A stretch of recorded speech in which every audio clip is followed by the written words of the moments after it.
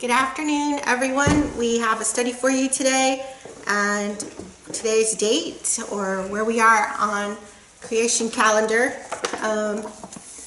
You can write to us if you would like a copy of this year's calendar. Today is in the Hebrew calendar, Shabbat 18. The year is 2021. And we are bringing to you a study that is much misunderstood, and many people have many questions, and many people don't even know to ask the question of the kingdom on the earth in the latter days. So today's study is about the kingdom that everyone was looking forward to, because they used to study the scriptures, and in Yasha's day they were looking for the kingdom. Right. Kingdom was at hand. Okay, so we'll begin our study with the book of Daniel, chapter 2. I want to show this chart, if y'all can see it. This is one we're all familiar with, of the great image of Daniel 2, and I'm going to read verse 28. But there is a Yah in heaven that revealeth secrets, and maketh known to the king Nebuchadnezzar what shall be in the latter days. Thy dream and the vision of thy head upon thy head are these. Okay, so this vision that Nebuchadnezzar had of this great image is for the latter days. Now verse 32 says that this image's head was of fine gold, his breast and his arms of silver, his belly and his thighs of brass, his legs of iron, his feet part of iron and part of clay. Thou sawest till that a stone was cut out without hands, which smote the image upon his feet. They were of iron and clay, and brake them to pieces. Now he says that the stone was cut out without hands, but where was it cut out from? In verse 45 it says, Forasmuch as thou sawest that the stone was cut out of the mountain without hands. So you see that mountain there, and a stone is cut out of it. And that stone it brake in pieces the iron, the brass, the clay, the silver, and the gold. The great Yah hath made known to the king what shall come to pass hereafter, and the dream is certain, and the interpretation thereof sure. So this is an absolute certainty that this prophecy will come to pass, because prophecy is a sure word. So God's word cannot fail. I want to bring in that point and bring it home that there is a stone, like you see right there, and the scripture says that it comes out of the mountain. Not from heaven. You don't see a stone coming from heaven and hitting this image. It comes out of the mountain, and that's what the scripture says in Daniel 2. Right, and now back to verse 35 says, so that we'll read verse 34 again. Thou sawest till that a stone was cut out without hands, which smote the image upon his feet, that were of iron and clay, and brake them to pieces. So the stone hits the image on the feet, not in the head, not in the belly, but on the feet. And because that is the time period when the stone comes, is the 10-toe period of the great image. Verse 35, then was the iron, the clay, the brass, the silver, and the gold broken to pieces together, and became like the chaff of the summer threshing floors. So when this stone hits that image, it's harvest time. The summer threshing floors, and it's the harvest of the wheat. And the chaff, soul harvest. Yeah, the souls. And the chaff is carried away by the wind. It says, and the wind carried them away. Every wind of doctrine, false doctrine, carries the chaff away. That no place was found for them. And the stone that smote the image became a great mountain and filled the whole earth. So once this stone hits the image and breaks it to pieces, it grows. Now right there's another thing that people read right over. Just like they read over that the stone comes out of the mountain, they also read over the fact that the kingdom covers what? The whole earth. The earth. Fills the whole earth. Becomes a great mountain, fills the whole earth. It's a great kingdom. Now, we go to verse 44. It gives us the time frame, and it says, and in the days of these kings shall the Yah of heaven set up a kingdom which shall never be destroyed. And the kingdom shall not be left to other people, but it shall break in pieces and consume all these kingdoms, and it shall stand forever. So this kingdom is set up, it says, in the days of these kings. And if we go to the prophecy of Revelation 17, it'll give us the time element, or for when is the days of these kings.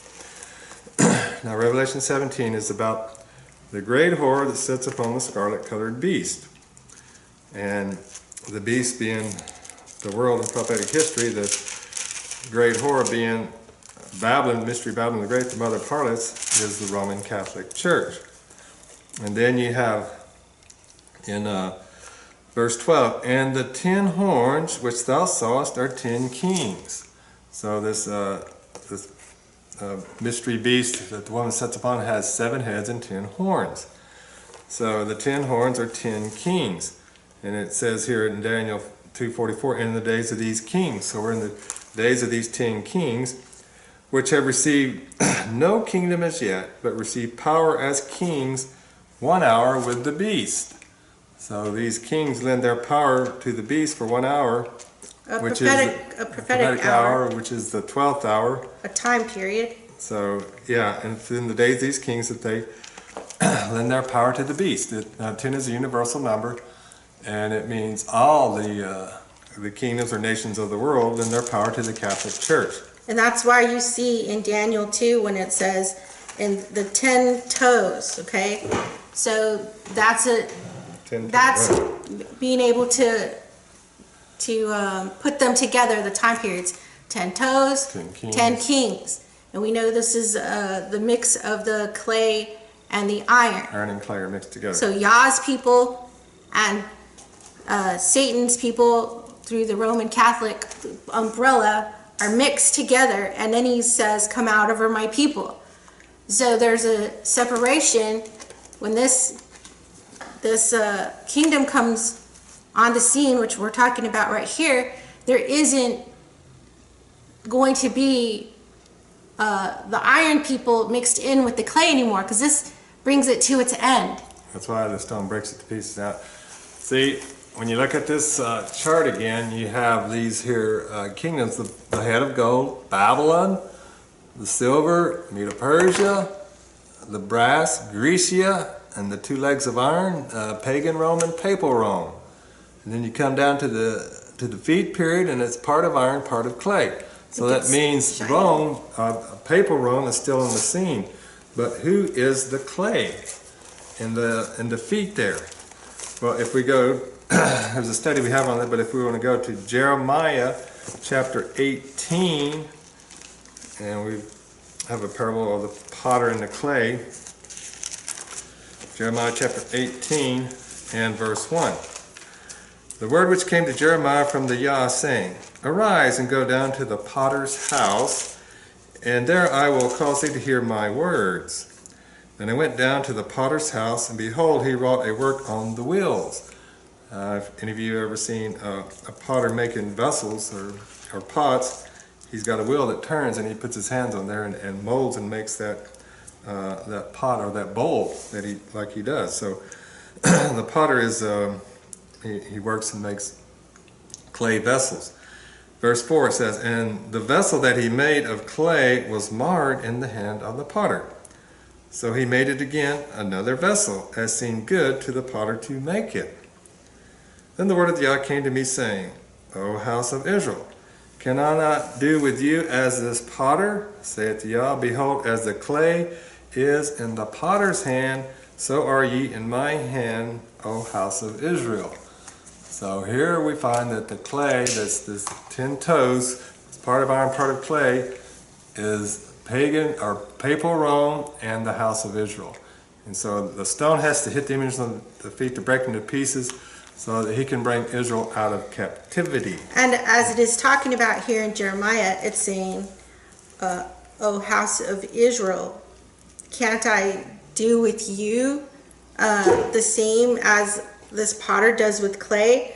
So the people today will be made into this great nation, as it says. What instant I shall speak concerning a nation and concerning a kingdom, to pluck up and to pull down and to destroy it. So he can make this kingdom that we're talking about using Israel, the true Israel, this clay that can be molded. Yeah, right. And verse 9 says, "And at what instance I shall speak concerning a nation and concerning a kingdom to build and to plant it." So when the days of these kings, he sets up this kingdom that shall never be destroyed. It begins with the house of Israel. And it's this clay. And so when people talk about the clay and Yahshua's the potter and he changes us, it's not just individually, like you just take this out of context and say, Yah can make me over again. He tells you himself that he's speaking concerning a nation. Okay, that's in verse 9. Concerning a kingdom. So when he's talking about the clay, which we're talking about in Daniel, and then we're talking about it in Jeremiah, it's all prophetic for this kingdom that he is going to set up on the earth, because that's what we read in Daniel, on the earth. In the last days, in the days of these kings, as we read in Revelation 17. Now these 10 horns which thou sawest are 10 kings, which have received no kingdom as yet, but receive power as kings 1 hour of the beast, which is the last hour, the 12th hour before probation closes. Now verse 13 says, here's what they do when they give their power to the beast. "These have one mind, and shall give their power and strength unto the beast." Verse 14, "These shall make war with the Lamb." Well, in order for them to make war with the Lamb is here on the scene. He's here on this earth. And so the Lamb has come to fight this beast system. "These shall make war with the Lamb, and the Lamb shall overcome them." So they're going to lose. "For he is Lord of lords and King of kings." So here's the king of this kingdom is Yahshua himself. "And they that are with him are called and chosen and faithful." And these are the 144,000 first fruits. They're called and chosen and faithful. So they're not the angels of heaven. They're the saints here on this earth. And they make up this little stone that hits the image on the beast. And after it hits the great image of Daniel 2, which actually is a representation of the image to the beast. And then it grows into a mountain and fills the whole earth. Right. So he gets rid of the beast system. Right. He destroys it. Brings it down to naught.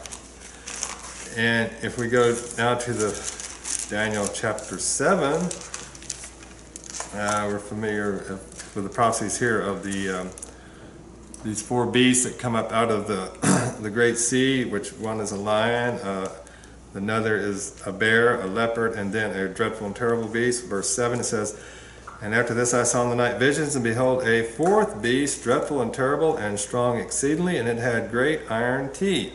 So here is the iron again representing the Roman Empire, both pagan and papal Rome. And it devoured and brake in pieces and stamped the residue or the remnant with the feet of it, and it was diverse from all the beasts that were before it, and it had 10 horns. So this beast that has 10 horns, came on the scene during the Dark Ages. And then after that, verse 8 says, "I considered the horns, and behold, there came up among them another little horn, before whom there were 3 of the first horns plucked up by the roots. And behold, in this horn were eyes like the eyes of a man, and a mouth speaking great things." And we know this little horn here was the papal power that came on the scene in 538 AD and subdued 3 other nations and took over and basically ruled the kingdoms of the world through religion, their counterfeit religious system. So he speaks great things against the Most High. In other words, he's contradicting the truth of the Most High. The words that he speaks, he's contradicting what he speaks, and he sets up a counterfeit system. And it takes over the whole earth. That's what we see today. Believe it or not, Rome is controlling everything on the earth. Pretty much, yeah. That's how come Yahshua's kingdom has to come onto the scene, because that Roman system, it pretends to be a religion, but it's really a pagan, satanic cult. It's the occult, and it's hidden what they do. And we know that in the United States right now, Trump is trying to squelch them by taking away their money because they traffic children and they do all manner of evil. So we want that kingdom that has its grip on the earth to be broken. Right. And the only thing that can really do it completely is this little stone of Daniel 2, which comes on the scene in the days of these kings. And the eye of heaven sets a kingdom that will never be destroyed. But not only is it never destroyed, but it destroys all the other kingdoms that are in the world today. Now, if we go back to Daniel 7 and verse 9, it says, I beheld till the thrones were cast down, and the Ancient of Days did sit, whose garment was white as snow, and the hair of his head like the pure wool. His throne was like the fiery flame, and his wheels as burning fire. So here we see the Ancient of Days, the eye of heaven, has a traveling throne with wheels and burning fire. A fiery stream issued and came forth from before him. Thousands ministered unto him, and 10,000 times 10,000 stood before him. The judgment was set, and the books were opened. So we see this scene taking place, and the judgment is set, and the books are open. So the books are examined to see who is to have their name in the Lamb's Book of Life and who is to have their name blotted out. So we have a judgment going on in heaven today, and it behooves us to understand what is taking place so that we can get our name in the Lamb's Book of Life, because Daniel 12 says if your name is written there, Daniel 12:1, you will be delivered, and you want to be delivered in the last days. Now we go on to verse 11, says, I beheld them because of the voice of the great horn, I beheld them because of the voice of the great words which the horn spake. So this horn speaks great words. What does he speak? In verse 25. And he shall speak great words against the Most High, and shall wear out the saints of the Most High, and think to change times and laws. And they shall be given into his hand until a time and times, and the dividing of time. And so this was a 12 or 60 year period called the Dark Ages, from 538 to 1798, when the Roman papal power basically ruled the world, wore out the saints of the Most High, persecuted and martyred them, and thought to change times and laws, which they changed many. The times and laws of the Gregorian calendar were not the original times and laws that Yah set up in the week of creation. This is why we have this calendar today called Creation Calendar, Yah's Creation Calendar, and it shows us the true time to keep his holy Sabbaths and his holy feast, and it shows the counterfeit system that the man of sin set up, which is prophesied of here in Daniel 7:25. So What I want to say is on verse 26 it says, but the judgment shall sit, and they shall take away his dominion, to consume and to destroy it till the end. Okay, so to be afraid of the Roman Catholic dominion is to not know your Bible, because there's going to be a judgment that's sit. These thrones are cast down to the earth. There's a judgment here, and Yah says so in Matthew several places about that he separates the wheat from the tares, the sheep from the goat. This is not fantasy. It's not airy-fairy stories. It's actually letting you know there's going to be a judgment here on the earth. That's what it says here. The judgment shall sit. And then in Revelation it says he cast down the thrones. There's going to be a judgment in real life, happening in real time, where you will see people cast out of the kingdom. It says there'll be weeping and gnashing of teeth. And people cast out because they are not willing to obey the dominion that is set up. By the laws of the kingdom. Right. There's a new king in town. Yasha comes and he's going to set this kingdom up. And no one who will not agree to it, like right now, anybody can enter any church pretty much and go in, and they could be evil as all get out in their heart, but pretend to be something they're not, and they're allowed to stay. And everybody says, let the wheat and the tares be together until the harvest. Well, this harvest time, he's here to harvest souls. Okay, he's not here to let it continue. This has to end. This mingling of the good and the bad is over. The good fish, the bad fish, it's over. And it's an actual scene that we see. It says so. And the judgment shall sit. Okay, And where is it in Revelation where it says about he cast down thrones? Well, in Revelation 4 and 5, there's a judgment scene in heaven where you have... Yeah, but I'm talking about the judgment when it comes to the earth. Well, that's in Daniel 7:9. Okay, but there's one in... You want to pause it? No, just keep going. All right. I'm just interjecting the fact that right. the judgment takes place here on the earth. Right. That's what this whole kingdom, this kingdom that shall never be destroyed, that's what it does. It judges the other nations. It breaks them to pieces. In Isaiah 60 verse 12 it says, the nation and kingdom that will not serve thee shall perish. Yea, those nations shall be utterly wasted. So this judgment is breaking these nations to pieces. And if we go to Jeremiah 51, it corroborates complete with Daniel 2:44. In Jeremiah 51 and verse 19 says, the portion of Jacob is not like them, for he is the former of all things, and Israel is the rod of his inheritance. The Yah of hosts is his name. So Israel is his rod. Verse 20, thou art my battle axe and weapons of war. For with thee will I break in pieces the nations, and with thee will I destroy kingdoms. So here we go. This is the judgment. He's destroying these kingdoms that will not serve them. They will perish. And there's only going to be one kingdom on this earth when it's all said and done, and that's Yah's everlasting kingdom that Daniel predicted would come on the scene in the last days. Now, if we go back to Daniel chapter 7, and verse 11 says, I beheld them because of the voice of the great words which the horn spake. We just read that what they were. He spake against the Most High. I beheld even till the beast was slain and his body destroyed and given to the burning flame. And that's what happens right here. This beast is destroyed and he's given to the burning flame. He's destroyed in the lake of fire before probation closes. It also talks about that in Revelation 19. So this beast system that talks about Revelation 13, Revelation 17, it's going to be destroyed and burned up.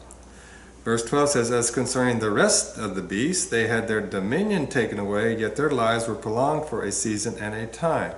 So the other beasts, the lion, the bear, and the leopard, they didn't have a dominion anymore, but they were allowed to continue for another 15 months, it says. Verse 13 says, and I saw in the night visions, and behold, one like the Son of Man came with the clouds of heaven, and came to the Ancient of Days, and they brought him near before him. So here we see the Son of Man coming in the clouds of heaven. Where? To the Ancient of Days. What happens? Verse 14. And there was given him dominion and glory and a kingdom, that all people, nations, and languages should serve him.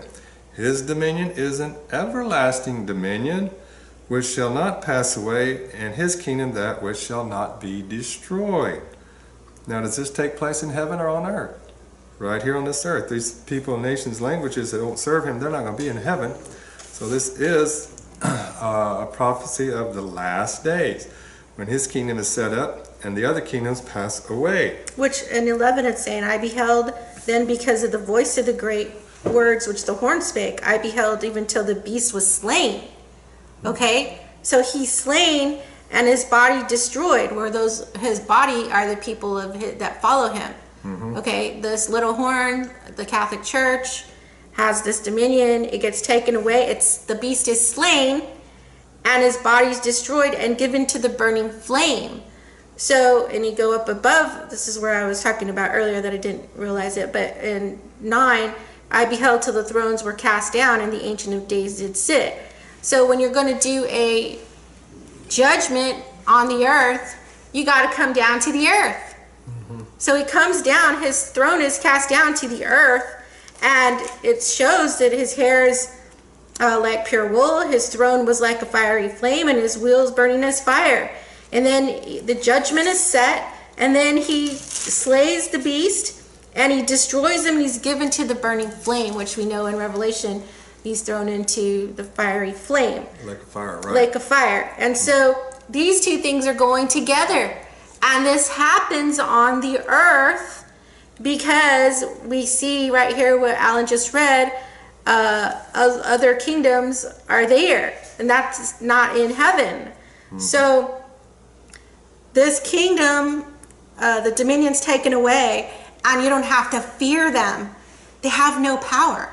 Right. And this is about to happen, so we don't have to run and hide from this beast that's about to be slain. He's going to his destruction. The papacy, we don't have to worry about them. No. They've got the mark of the beast. What happens if you get the mark of the beast? You get tormented with fire and brimstone, the presence of holy angels, the presence of the Lamb. Right. So, I mean, there's nothing to fear there. They're going to fear us, the saints. And this also says in 13, I saw in the night visions, and behold, one like the Son of Man came. Okay, so he comes here with the clouds of heaven, and this is how the beast comes to its end. He's slain, brought to his end. There's a new kingdom. It's an everlasting kingdom that goes throughout the earth. And this is what the scripture says. Now, people are going to have this question because they've been told, because this is what was believed, in the 1800s, that everybody escapes at this time and goes to heaven. But this right here tells you in Daniel that the kingdom is set up here on the earth, and it's an everlasting kingdom. Right.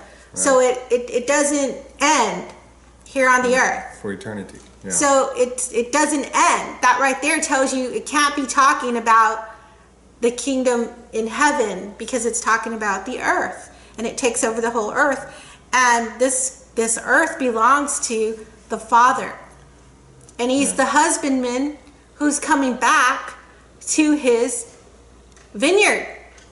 Right, to harvest it. Right, and he's coming back to, he says, whoa, everything's overgrown here. I've got tares over here.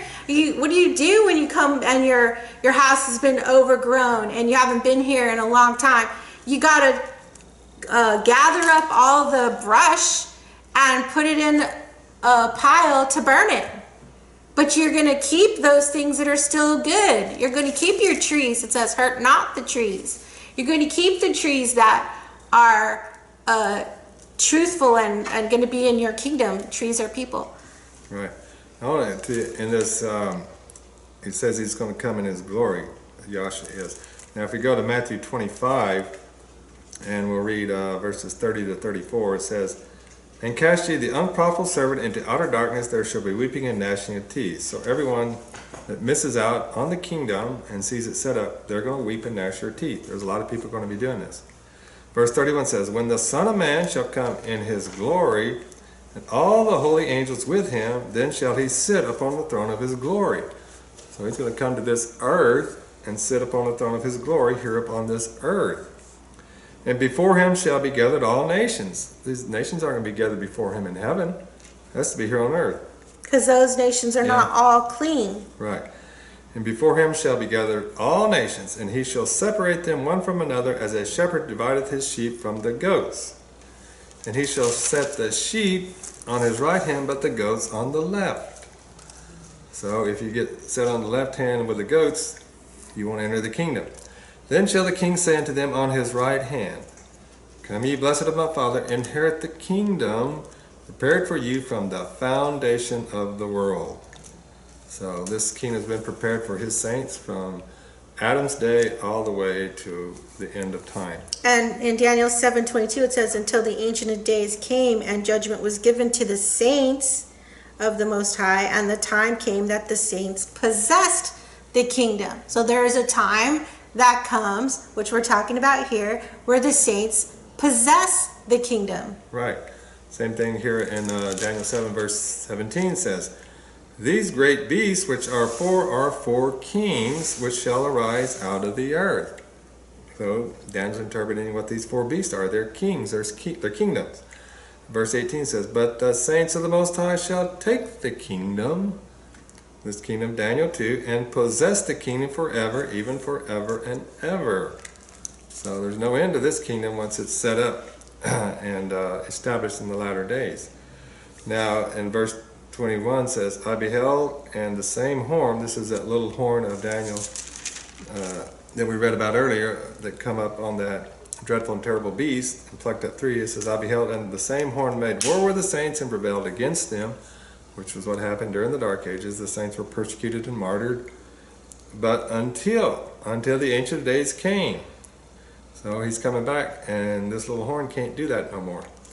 And judgment was given to the saints of the Most High, and the time came that the saints possessed the kingdom. Well, who are the saints going to judge? Well, the righteous and the wicked. Basically, the wicked that are against Yah's kingdom. They're going to be judged and cast out. Verse 23, thus he said, the 4th beast shall be the 4th kingdom upon earth, which shall be diverse from all kingdoms, and shall devour the whole earth, and shall tread it down and break it in pieces. This is exactly what this papal system has done. It has devoured the whole earth and is breaking it in pieces. Verse 24 is key. And the 10 horns out of this kingdom are 10 kings that shall arise. Here's that 10 kings again. Those 10 horns are 10 kings that shall arise. And another shall arise after them, and he shall be diverse from the first, and he shall subdue 3 kings, which that was the papal power. And he spoke against the Most High, thinking to change times and laws. But then afterwards it says, but the judgment shall sit. So when this judgment shall sit, and they shall take away his dominion, they is the saints. They shall take away his dominion. His dominion is the papal dominion. So this is the judgment shall sit, and they shall take away his dominion, to consume and to destroy it unto the end. So this papal dominion is going to be destroyed forever. And it is the 6th dominion. It's actually, obliterated. You're not going to remember it anymore. It's going to be a faint memory. Right. It's going to, yeah. Why? Because they have false worship, okay? Any form of false worship, they put it under their umbrella. That's why they have the whole ecumeny movement. Is anybody can come in. Ecumeny means together, come as one. And they've convinced everybody to come under their umbrella, including the Seventh-day Adventist Church. Yeah, the woman sits upon the 7 heads, which are 7 mountains, which are the 7 churches of Asia. And the Seventh-day Adventist Laodicean Church is one of those mountains that woman Babylon controls. Right, Yes, and that's to come. You have 17. all these people with all their blogs and all their YouTubes and all their channels continually crying about the abominations that are done in the SDA church, because they cannot see the end. They don't see that they're gonna come to their end. SDA is gonna come to their end because they have joined the beast. They're no longer teaching the truth. They've gone into apostasy with the Trinity doctrine, with what is that called? When they take the bread, like the Catholics. Eucharist. The Eucharist, that's in their writings now. Since 1982, they take the Eucharist. They wear the wedding ring, which that comes from paganism. All these things that they're doing in the church, abominations, all these abominations are the abominations that are written in the law of Moses that you're not to do. So that tells you that the law of Moses is continuing. The law of Moses is what's going to be the law of this kingdom.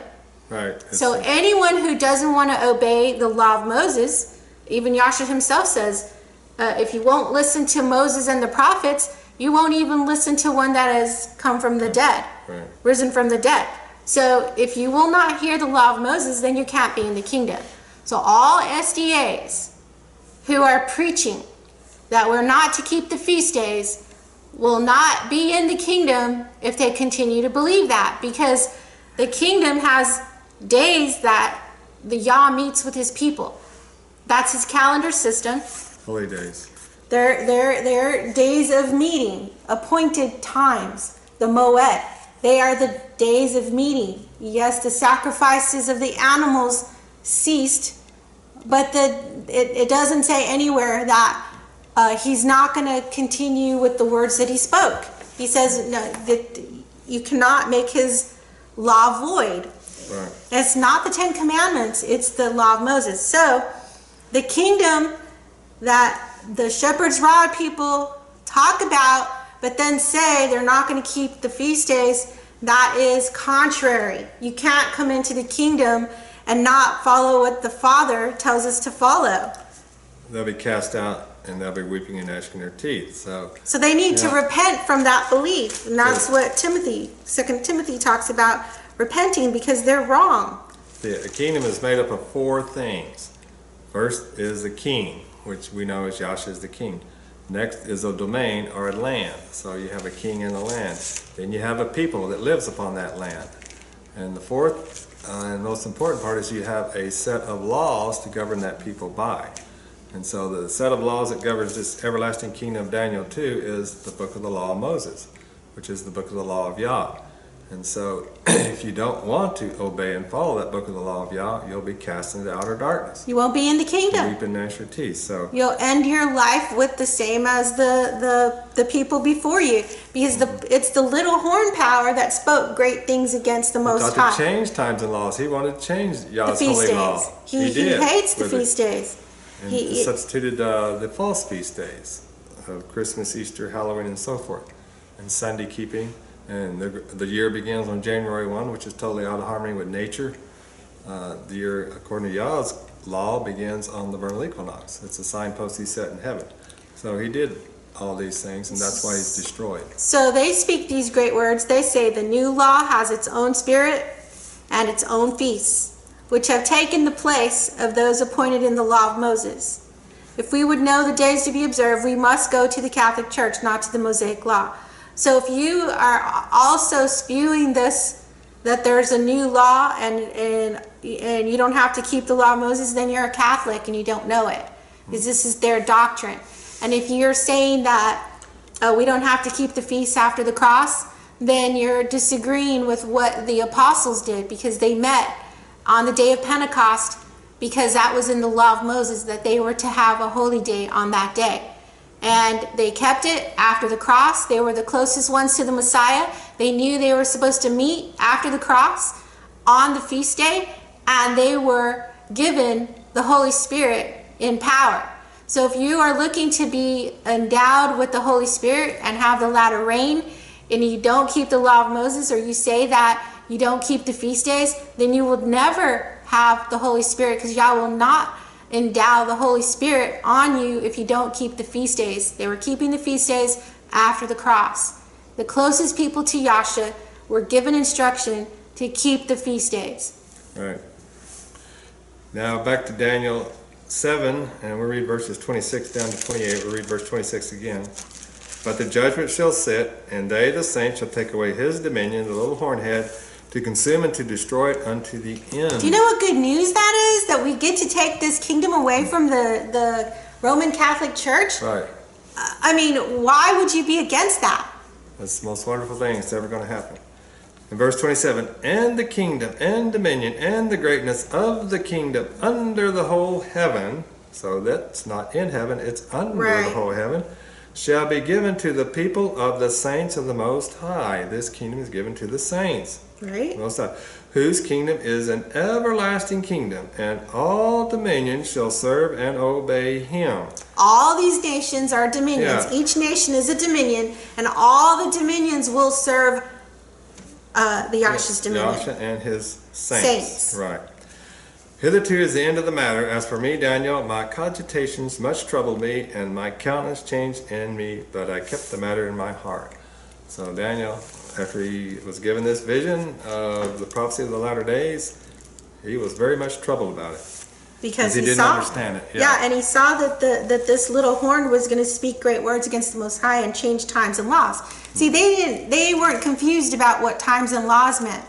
Times and laws meant the law of Moses, the appointed times, all the feast days, and the dailies. So he was being told that one day people were going to be teaching that you don't have to keep the feast days. That was just unthinkable to him, that people were going to be taught not to keep the feast days. That is why it's so important today not to be listening to these pastors who've been taught from the very Jesuits themselves that came into the SDA church, and they pretty much don't let you read the Bible as the Bible reads. They always have to explain it away. Yeah, they just can't stand the plain utterances of truth that the Bible speaks. because it goes contrary to their ideals and cherished opinions and thoughts that they've got to find out a way to get around it. And what they do is talk themselves out of Yah's everlasting kingdom. Now I want to go to Micah chapter 4, and it talks about the kingdom and dominion, but we're going to read verses 1 to 4 first. And Micah chapter 4 says, because this is talking about us in the last days. But in the last days it shall come to pass that the mountain of the house of the Yah shall be established in the top of the mountains, and it shall be exalted above the hills, and people shall flow into it. So right here, this mountain of the house of the Yah is that, you remember that vision in Daniel 2 where the stone is cut out of the mountain without hands and hits the image on the feet and grows into a great mountain and fills the whole earth? That's his kingdom. It's the mountain of the house of Yah. It's his kingdom, church organization, and so forth. And that's what he is setting up. Once the stone hits the image on the feet, he sets up that little stone grows into a great mountain. And here it is in Micah chapter 4. It's the mountain of Yah. And people are going to come flowing to it. Verse 2. And many nations. So this is set up as there's still nations around, coming and going. So this cannot be talking about heaven. No, it's not in because heaven. Heaven wouldn't have nations that are Buddhists and, Hindus and Catholics and Muslims and all this stuff. That. You're not going to have that in heaven. There's only one religion when it's all said, and that's the So law this of is Moses. talking about nations here on the earth. Right. And many nations shall come and say, Come, and let us go up to the mountain of the Yah, and to the house of the Yah of Jacob, and he will teach us of his ways, and we will walk in his paths. For the law shall go forth of Zion, the law of Moses, and the word of the Yah from Jerusalem. The prophecies. So the law and the prophets are coming forth from Zion and Jerusalem in the last days. So these ways, he's going to teach us of his ways. Well, which is his way? The way of Yah is in the sanctuary. So we're going to know when are these holy days. And it says, we will walk in his paths. So back in the day when you were going to walk to the temple, since so many people have been going down these paths before, you would see these paths. It was leading towards the temple, the tabernacle. And we're going to do that again because the law is going to go forth again. Because right now, what has happened? Everybody says the law of Moses has been abolished, but it never was. And so the law is going to go forth out of Zion again. Right. Like it did in David's day and even in Yahshua's day. Now verse 3. And he, this is the king Yahshua, and he shall judge among many people and rebuke strong nations afar off. And they shall beat their swords into plowshares and their spears into pruning hooks. Nation shall not lift up a sword against nation, neither shall they learn war anymore. So he's going to put an end to war, and these nations are going to live in peace with each other. There it says he shall judge among many people. This is judgment. Right. This is how you judge between people. Will you do what I say or will you not do what I say? Well, then if you won't do what I say, then you're cast out. You're cast off. Yeah, you're not going to make it. You're not going to be let into this wonderful thing that's going to happen in these last days. But they shall set every man under his vine and under his fig tree, and none shall make them afraid. So you ain't got nothing to be afraid of. There's not going to be somebody saying North Korea is going to bomb us, or oh, we got to go into Syria, or we got to go over here to Cuba, we got to do all this stuff, because it's all these wars were manifested and made by the Jesuits, which are the Catholic Church. They are the ones who foment war against each other so they can make money off of the munitions. And that's the come it says that these are going to be, their spears are going to be into pruning hooks. There's not, who's the one who's doing the spears right now? Who's the one who wants to cause war? Conflict. It's the Catholic Church. They want to, they make money off of it. They brainwash people through war. They intimidate, they cause fear, and this is telling you that you're not going to learn war anymore.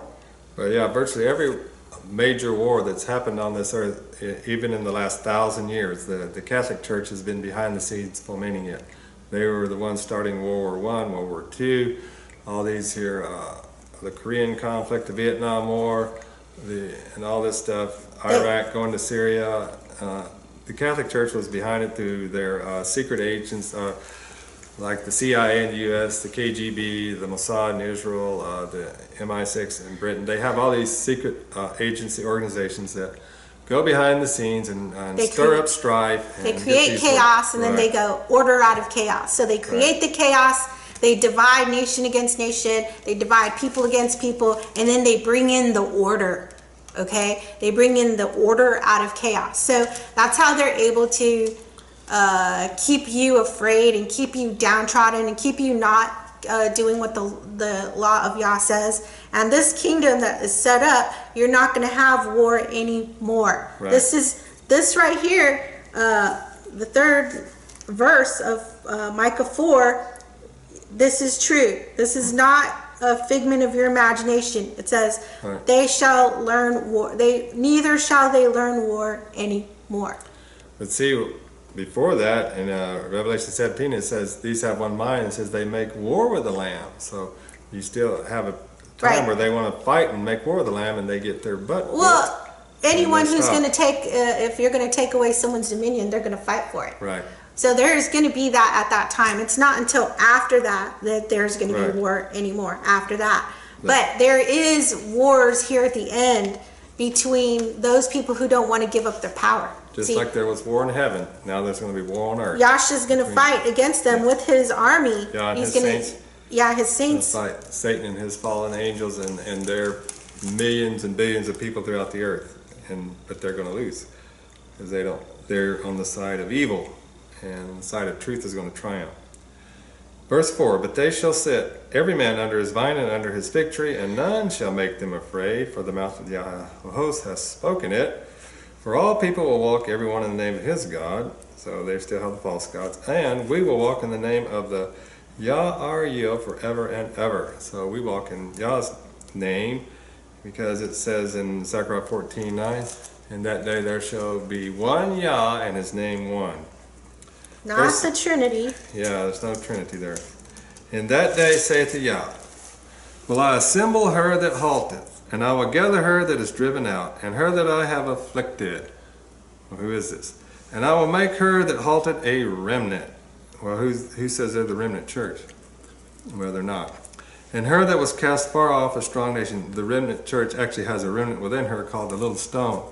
See, that mountain in Daniel 2 that the stone is cut out of is the Seventh-day Adventist church, because the mountain in prophecy represents a church organization, which we just read in Micah 4:1 and 2. And that church organization's name is Yah-Sharun. In the middle, the S-H-A-R means remnant. And I shall bring out a remnant. This is Yah-Sharun. This is his organization, his church, his kingdom name, Yah-Sharun. Yeah, so he's going to... I will make her that halted a remnant, and her that was cast far off a strong nation. So she's going to become a strong nation. And the Yah shall reign over them in Mount Zion from henceforth even forever. So right there, Yah himself is going to reign. Right here on this earth. Verse 8, and thou, O tower of the flock, the stronghold of the daughter of Zion, unto thee shall it come, even the first dominion. The kingdom shall come to the daughter of Jerusalem. There you go. The daughter of Jerusalem gets the kingdom, then the first dominion. And it says in Daniel 7 that all dominions shall serve and obey him. What is the first dominion? Well, you go back to the Garden of Eden, and Adam had the first dominion. See, and all the dominions from his time all the way to the end, they're going to serve him. But the one dominion that gets destroyed is the papal dominion. It gets consumed and destroyed to the end. Now, if we go to Zechariah 2, let's find about where this daughter of Zion is today in Zechariah chapter 2. Get to Zechariah here in a minute. Zechariah has a lot of wonderful prophecies. It's a latter-day prophecy as well. Zechariah 2 and start with verse 4. And said unto him, run, speak to this young man, saying, Jerusalem shall be inhabited as towns without walls, for the multitude of men and cattle therein. So it is. It's inhabited today, but it's going to be inhabited with righteous people. Verse 5, for I, saith the Yah, will be unto her a wall of fire round about, and will be the glory in the midst of her. You know, how's he going to be in the midst of her? He has to be here on this earth. Ho, come forth, and flee from the land of the north, saith the Yah, for I have spread you abroad as the four winds of the heavens, saith the Yah. Deliver thyself, O Zion, that dwellest with the daughter of Babylon. You know who this daughter of Babylon is? The Seventh-day Adventist Church. She's dwelling with the daughter of Babylon. Babylon is the Catholic Church. And the Adventist Church is in captivity to Babylon today. And so Zion has to be delivered. So this Zion, because that's who the kingdom is, and thou, O tower of the flock, the stronghold of the daughter of Zion. Unto thee shall it come, even the first dominion. The kingdom shall come to the daughter of Jerusalem. So the kingdom comes to the daughter of Jerusalem and Zion. So Zion has to be delivered because she's dwelling with the daughter of Babylon. And that's what the 144,000 are, the 12 tribes, and the little stone of Daniel 2. It has to be brought forth to hit the image on the feet, and boy, then everything gets shook up after that. Things change in a very big way on this earth, and the kingdoms of man are passed off and destroyed, and the kingdom of Yah is set up forever. Verse 8, for thus saith the Yah of hosts, after the glory hath he sent me unto the nations, which spoiled you, for he that toucheth you toucheth the apple of his eye. So that's how much he thinks about the daughter of Zion. They're the apple of his eye. It says, for behold, I will shake mine hand upon them, and they shall be a spoil to their servants, and ye shall know that the Yah of hosts has sent me. Sing and rejoice, O daughter of Zion. For lo, I come, and I will dwell in the midst of thee, saith the Yah. So here he's going to come and dwell in the midst of Zion. How? He has to be physically present there to do that. And many nations shall be joined to the Yah in that day. See, people are going to be converted to the truth. That's what he's saying right here. And many nations shall be joined.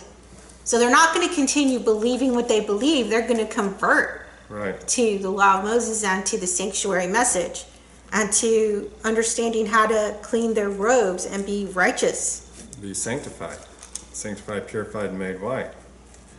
So many nations will be joined to thee on that day, and shall be my people, and I will dwell in the midst of thee, and thou shalt know that the Yah of hosts has sent me unto thee. So he says that 3 times here he's going to be dwelling in their midst.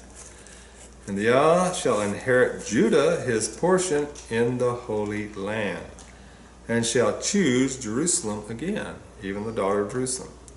Be silent, O all flesh, before the Yah, for he is raised up out of his holy habitation. So he has a holy habitation, he's raised up out of it, and he's going to come back and reign upon this earth. Let's go now to Revelation chapter 11. There's so much to teach on this kingdom. Right. We'll meet with you until we get a lot of this stuff out. We'll keep bringing this up because there's not enough time in a segment to put it all. Because that's one of the main themes of the scriptures is the kingdom of Yah and what it consists of. Now in Revelation 11 and verse 15, we'll read verse 14. The second woe is past, and behold, the third woe cometh quickly. Revelation 11:15. And the 7th angel sounded, and there were great voices in heaven, saying, the kingdoms of this world are become the kingdoms of our Yah and of his Messiah, and he shall reign forever and ever. So you're going to be in heaven doing that? No, it's right here. The kingdoms of this world, he's going to reign over them.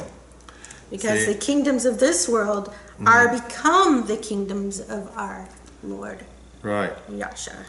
In verse 18, and the nations were angry, and thy wrath is come, and the time of the dead, that they should be judged, or judgment of the dead right there, that thou shouldest give reward unto thy servants the prophets, and to the saints. So the prophets and saints are going to get rewarded. And them that fear thy name, small and great. So to fear that name, you got to know what it is. And shouldest destroy them which destroy the earth. So all those today who are working feverishly to destroy the earth, the chemtrails and the vaccines and polluting the water and the air and the food and the GMOs and all this stuff, they're all going to be destroyed. That's what Daniel 7:26 says, to consume and destroy his dominion to the end. Verse 19, and the temple of Yah was opened in heaven. There was seen in his temple the ark of his testament.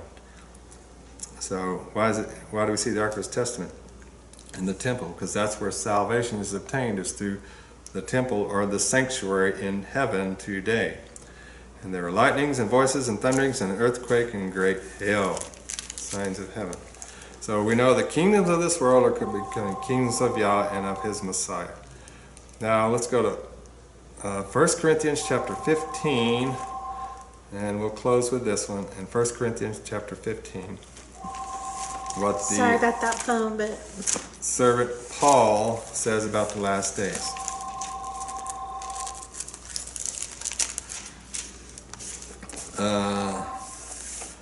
We'll start in verse 20. But now is Messiah risen from the dead and become the first fruits of them that slept.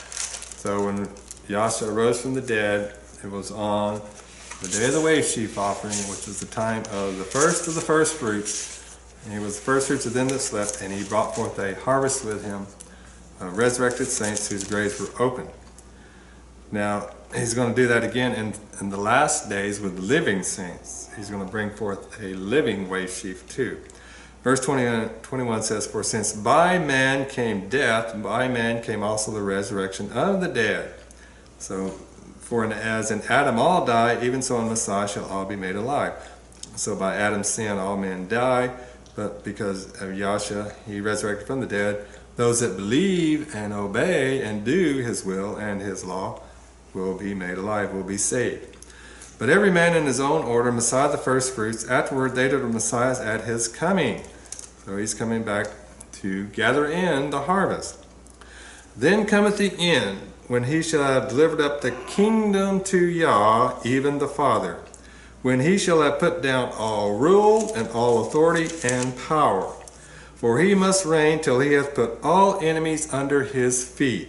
The last enemy that shall be destroyed is death. So when the end comes, he'll deliver his kingdom up to Yah, because he's put down all the other nations, rulers, authorities, power that is in the world. It's all it's behind him. Cast aside, because he sets up his kingdom to stand forever, and it breaks in pieces all these others and consumes them, and it never ends. It's an everlasting kingdom, everlasting dominion, an everlasting king, and they have everlasting life, and so it never ends. It's going to continue on this earth forever and ever, throughout eternity. He makes this earth new again, so that this kingdom will be beautiful, and things will be the way he originated the design to be. Yeah. And Ellen G. White says, in the time of the end, all divine institutions shall be restored. Which is, well, one of those institutions is his kingdom, his everlasting kingdom. In fact, in 1972, Verlis Johnson was given a vision, and he wrote this track. It was called Kingdom 1974. And it was the little stone being cut out of the mountain, the SDA church, and it hits it comes to, because this one doesn't have it, he only had 3 feeding pastures, it comes to Yasharon. This little stone comes to Yasharon. Every one of these feeding pastures, you might not be familiar with the 4 feeding pastures, but there's Bashan, Carmel, Gilead, and the 4th one is Yasharon, which is the flock of Sharon in Isaiah 65. And they get the 144,000. The 144,000 was first given to the SDA Church in Ellen G. White's first vision, 144,000. Then it progressed to the Davidian Seventh-day Adventist Association under the Shepherd's Rod. Mount Carmel was their feeding pasture in Waco, Texas. The 144,000 was given to them. Then it progressed to Mount Gilead, which was in Kermit, Texas, the 11th-hour Adventist movement. And the 4th movement, which is the final one, is the flock of Sharon, Isaiah 65.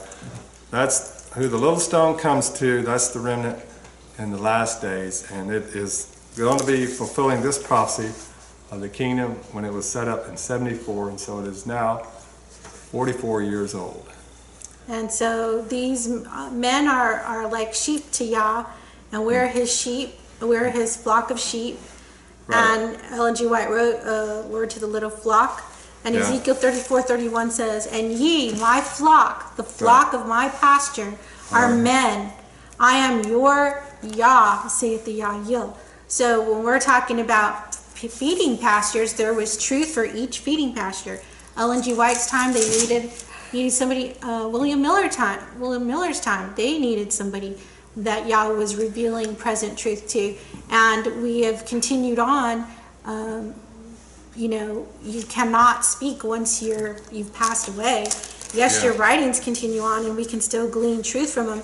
But Yah doesn't work that way. He's been giving us truth up till today, and now we're in the flock of Yasha, and it's like Babylon was the flock.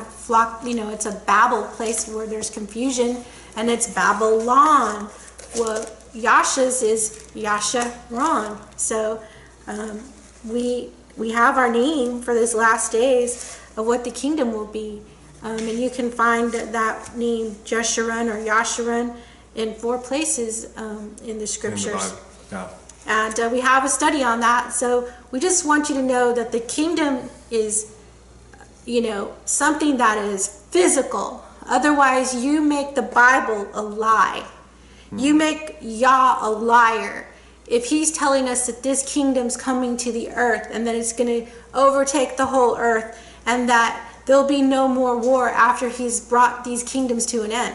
But there will be war bringing these kingdoms to an end. Right. And fighting for the dominion against these established strongholds. The system, yeah. But he has to bring them all to an end, and then the first dominion is given back to us, as it says in Micah. Right. Did you have something you wanted to read?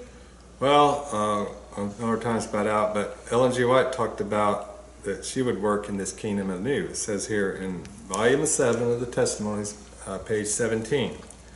The battle cry is sounding along the line, let every soldier of the cross push to the front, not in self-sufficiency, but in meekness and lowliness and with firm faith in Yah. Your work, my work, will not cease with this light. For a little while we may rest in the grave, but when the call comes, we shall in the kingdom of Yah take up our work once more. So Ellen G. White's going to be resurrected in the last days to take up her work anew in the kingdom. And so that is what we're going to do, is look forward to that, because there's 7 resurrections. So she's in one of them. We have a lot of exciting things to happen. Right. There's so much prophecy about this latter-day kingdom and what's going to happen, and what the 144,000, their reward, and where do they go to get their reward? What is it that they do when they come back from getting their reward? All these things. How long of a period are they gathered together? Where do they gather? What are they learning? All these things about the kingdom are exciting for us to know. And so please write to us. We'll send you some studies, or if you'd like to have a personal study, let us know below. And we hope that you are blessed on this Sabbath day, and write to us for our calendar so that you can be on the kingdom's schedule. Time, on history time. Which this calendar is the basis of his government today. So thank you for listening, and may Yah bless you.